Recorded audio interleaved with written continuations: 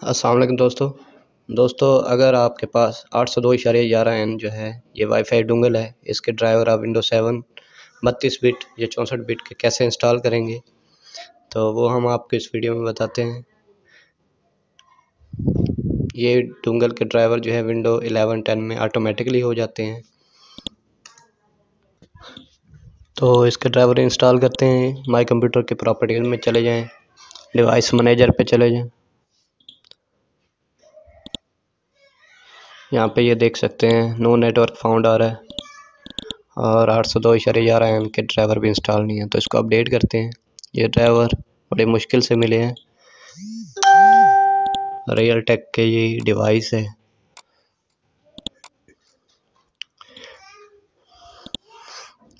तो इसका device manager से ही इंस्टॉल करेंगे, अपडेट करेंगे। राइट क्लिक करके अपडेट ब्राउज, और आपने वो फोल्डर दे देना जहाँ पे ड्राइवर पड़े हैं आपके।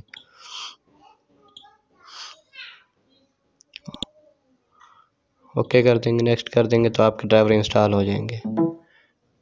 विंडो 11 विंडो 10 के अंदर ये ऑटोमेटिकली इंस्टॉल हो जाती है इसके ड्राइवर। विंडो 7 में जो है ये करने पड़ते हैं।